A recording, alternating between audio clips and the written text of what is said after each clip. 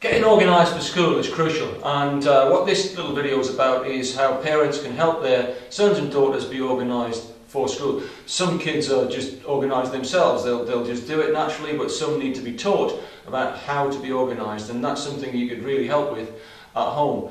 The key tool that you've got is the School Organiser. We give one of these to all of our students. Now unfortunately, if they lose it, we will need them to pay to buy another one. That's £2.50, but most kids don't lose them. These are meant to last 4 years, so we do ask you to help them look after them. It's crucial. Every single term, a new set of innards is given to every student to put inside their organiser. There's a whole load of information in there for them about the term, but there are some things they don't need to change, and we'll talk about those in a minute. But this organiser is the key device that they and you can use about being organised. The first thing that you'll find in here that is very important is the school timetable. If your son or daughter is in years 7, 8 or 9 or further, you'll have the timetable pre-printed for you. It'll come pre-printed. But year 6, because we changed them early on in year 6 in terms of setting, the timetable isn't pre-printed, it's handwritten. But nevertheless, in here you have a timetable that you can look at. And the key thing for all of our students is to look the night before to see what they have the next day. Do they need their PE kit? Have they got homework to hand in? Do they need to bring any particular equipment in? That's all going to be from the timetable. And the night before is the best way to do it to make sure the bag is packed. Also in here, you've got something called a target sheet. Blue sheet, that's something that doesn't change.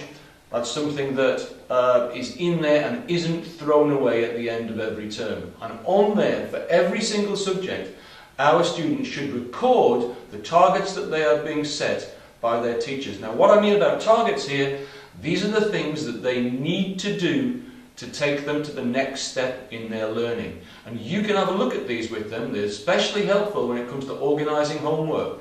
Let's say your daughter, for example, is expected to make sure that she's using punctuation correctly, full stops at the end of sentences. It will say that on here, and that's something you can help them with when it comes to doing their homework. But you should have something from every single subject on there, and if your son or daughter hasn't, you need to chase them up, as we do, to get that in place. Next thing which is helpful is personal details.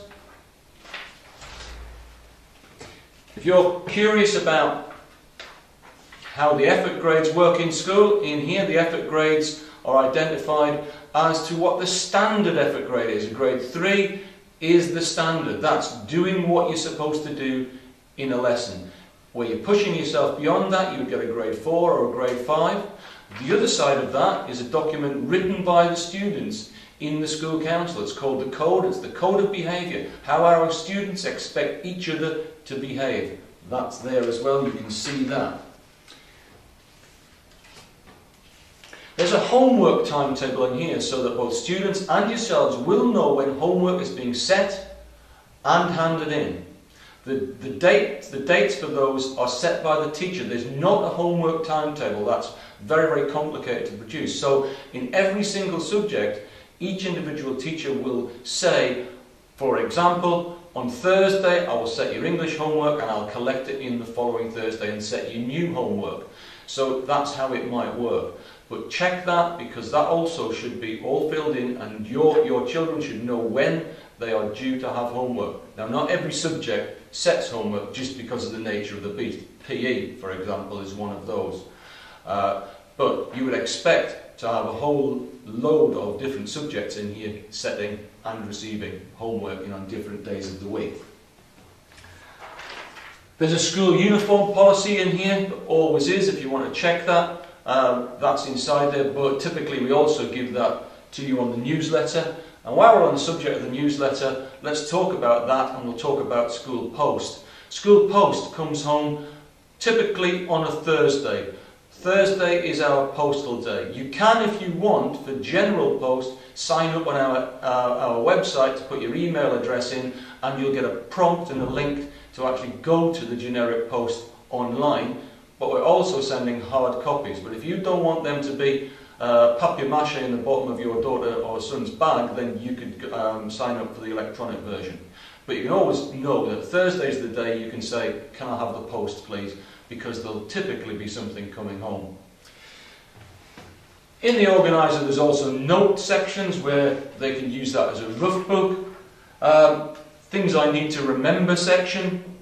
Spellings for the week. We set spellings in English and sometimes in other subjects and keywords linked to that subject. And then there is a diary section, and this is where they would write in their homework and what they had to do.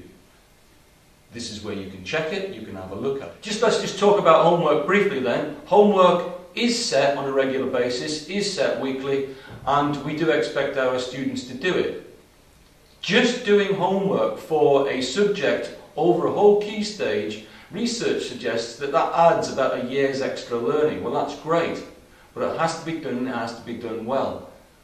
So our top tip for students is to do the homework as soon as they get it and not to leave it until the day before to even think about it, because it can build up and cause pressure. Obviously we want them to make sure that they do their very, very best, and that means giving themselves the amount of time that they need to do it and being organised. Thank you.